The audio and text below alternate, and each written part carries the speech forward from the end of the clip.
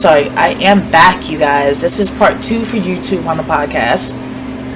And podcast, you know, it all goes together, but it's still part 2 for you guys. But it'll be published together. So, I listened back to my audio because I wanted to make sure that I don't repeat anything. And I realized that 1, I didn't get to finish explaining all the way to why I was going to look for a van before a mobile home, before a home. And then 2, I didn't get to finish explaining how I realized my legs are doing worse than what they were before. So let me start off with finishing the reasons why I'm looking for a van before the mobile home. So we do DoorDash, and I'll drive, Biva delivers, and that'll allow us to bring in income. And a lot of the people, the response to why we can't buy a van or rent a home is because my debt to income ratio is not good. So because my income is low and my debt is high, I have a car loan from the car that I allowed to be repoed because we were going to leave anyways, and it was destroyed. It's a whole nother story, but whatever. And because of the rent debt that they put up there, even though it dropped from its original price to way lower than what it was, when you combine those two things and then combine my income is not compatible to the debt. So I get a lot of, sorry, we can't because your rent to your income to debt ratio. And I figured by buying a van, not only does it allow me to go look for places where I don't have to try to count on somebody to take me, because it's very hard to find anybody to take me anywhere. It'll allow me the freedom of, while Booger's in school, I could be out looking for a spot, or making money. So I know that I can at least make the money to pay for, if I do get the van, you know, through Uncle P, there's no car note. It's bought off just as is. And he'll do, you know, whatever little fixes and repairs that it needs, or whatever the case may be. But all I have to worry about is making the money for the insurance and taxes, and extra income. So I know that with the van, I can pay for the van itself by door dashing or Uber eating. Plus, it'll get me out of the room. It'll give us a bigger chance of being able to find a place to live. And if we do want to move out of state, it'll give us the opportunity to just take a weekend and be like, let's go check over here, let's go check over there. Like,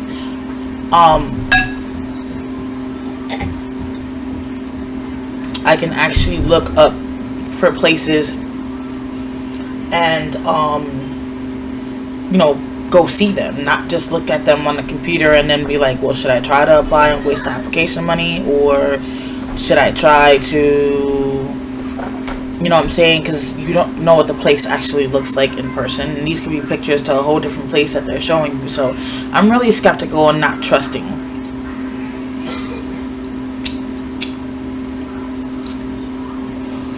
So that's the reason why I'm trying to get the van before a home. Then another part that I was contemplating on,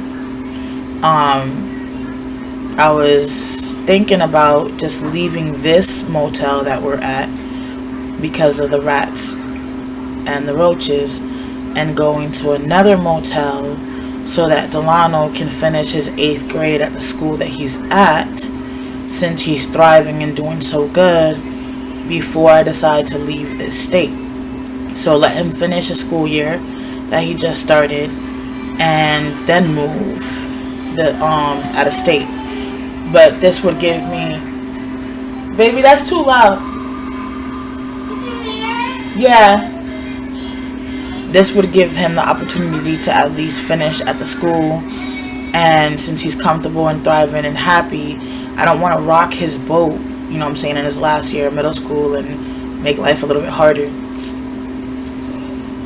So I figured we can let him finish, and because it's already September, if I find a place like October or November, I would be obligated to keep the lease up until that time frame, and that means I would have to let him start school here and then root him up again. So I figured if I go to another motel that does not have, yes, I'm coming. I'm kind of recording, Mama. No, it's way too early for a popsicle. Sorry. You have to wait. Soda. Correct. It's too early for soda too. I need to finish this so we can do your homeschooling, okay? Okay. So There's a pizza. no, because you don't like it. It has garlic and tomato on it. So I'm trying to, think about him too. Like, I don't really want to rock his boat if I don't have to. So I figured if I go to a different motel, I just can't see myself paying the amount that they want here to live with rats. Like, I really can't. Last night I got woken up out my sleep so many times from Koa trying to attack them suckers to either kill them or make them run back out the way that they came in. And she doesn't, she's a dog, so she will jump on whatever's there and doesn't care if she's knocking everything down. And then it's frustrating because it's hard to, maintain it clean if she's knocking everything down trying to get these suckers.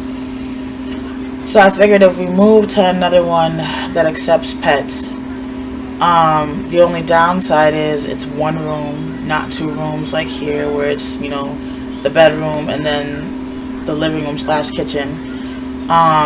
But there's a possibility there's a big possibility I will not be living with rats.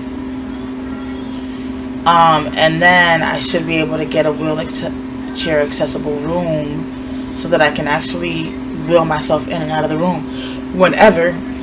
And hopefully it would be, a wheelchair accessible bathroom as well, which would make it easier for me to take a shower. So that was another plan that I was trying to do, because Delano himself doesn't like this state either. So I figured I'll give him a fresh start. This time he'll be prepared for it. He'll know what's coming along the way, and it won't be like when we left Connecticut. So I figured if we leave, let's say school ends in June. I think it ends at the end of May, beginning of June. We can just look for a place starting like April, May, for when school ends, and then hopefully be able to move from here to a place out of here. But this would give us time to go search a place, look for a place, come back and forth, because there's a couple of states that are not that far that we can go check out.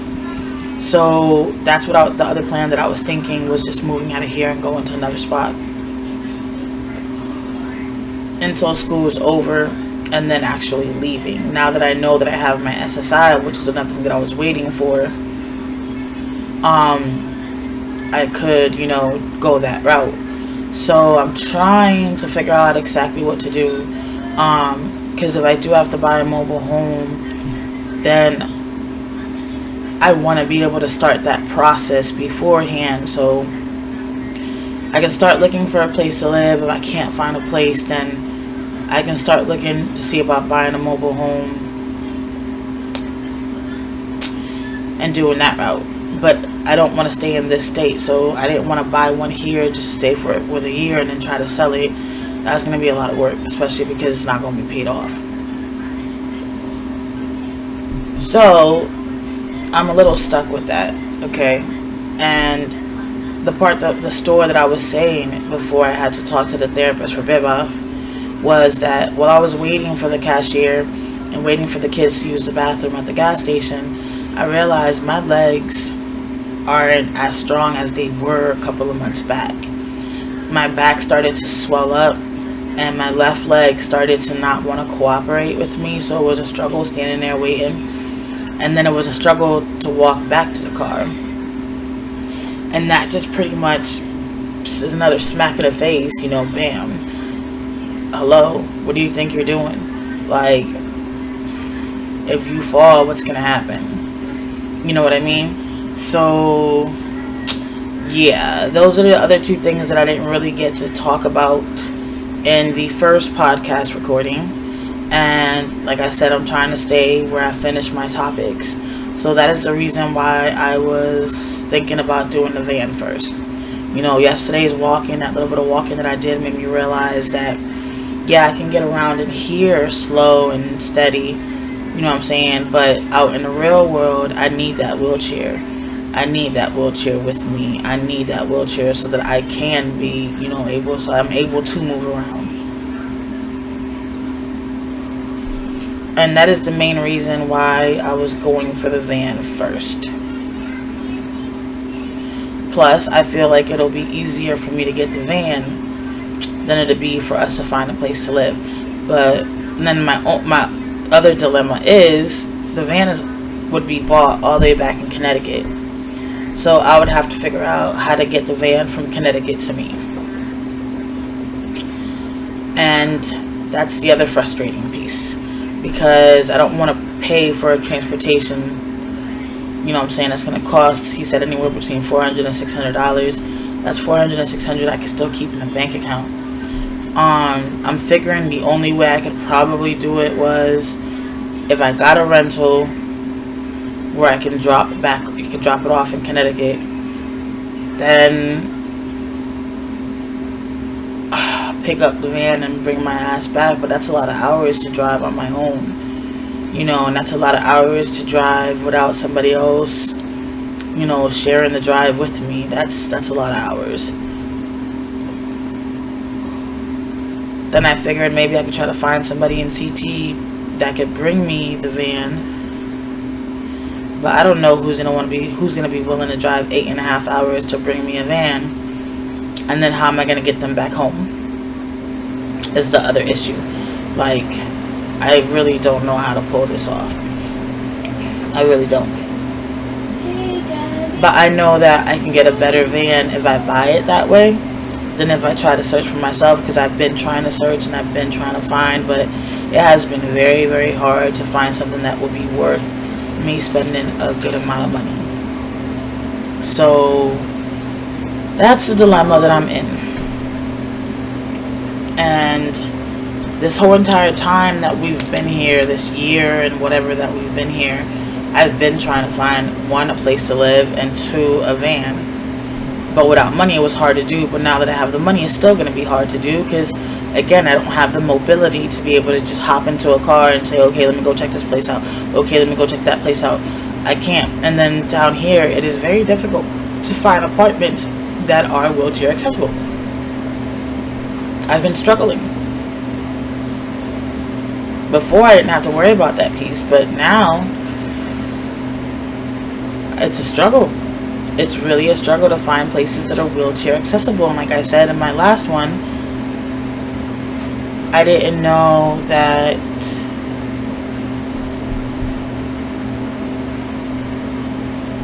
hold on. I got a text message from my therapist. I literally forgot that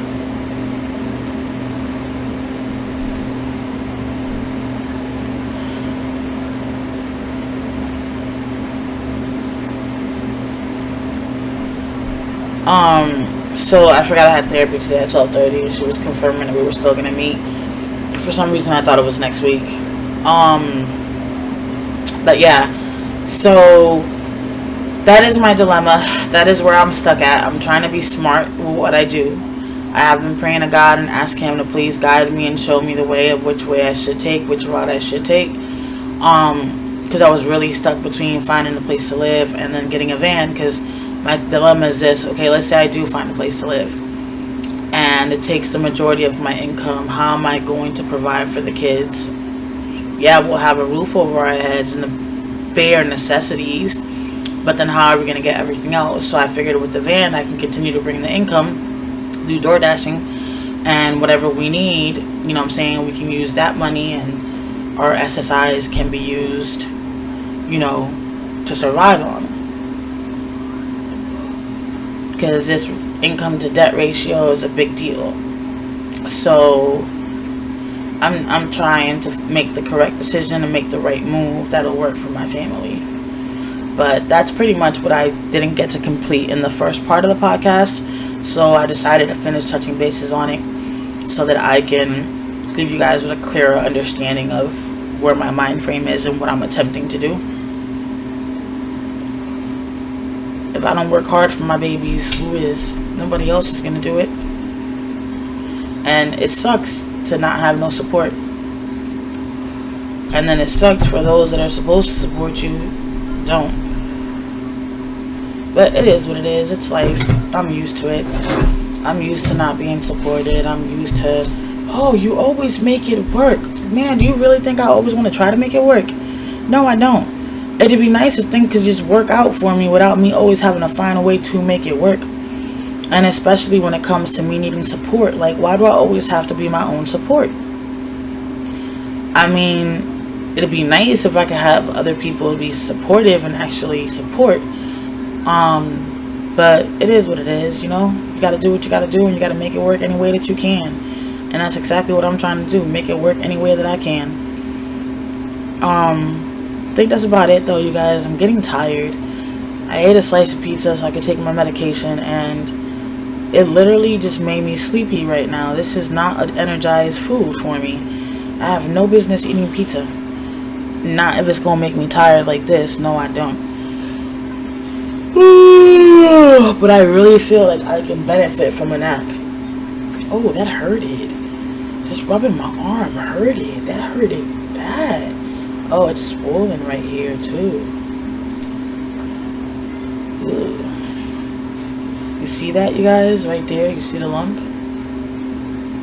Sorry, podcasters, I can't see, but the people in the video should be able to see. But it hurts right there, boy. All I did was rub my arm, and that hurted, and I just had a fly on me. And it hurted. That was not cool. But that is the end for the podcast. I hope you guys have a blessed and amazing day, and don't forget to make it count. It is hump day. You've made it this far, you guys, so you can keep on pushing. Keep on pushing till Friday. Build your vibration. Give yourself some self-love. You know, talk to yourself. Let yourself know how amazing and awesome you are and how you got this and you're doing a darn thing, okay? Alright. Love y'all. Peace.